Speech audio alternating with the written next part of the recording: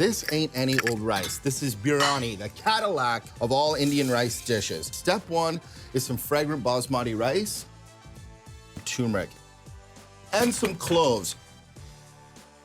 Get it going. All right, the rice is cooked with the turmeric and the cloves, and this is the fun part, the veg mix.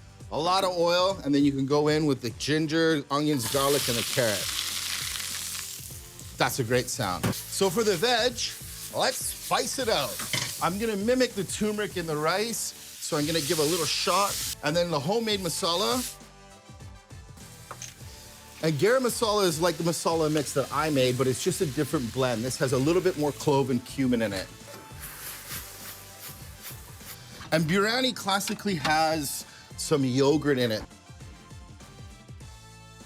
And then you just want to turn down the heat and let it slowly cook.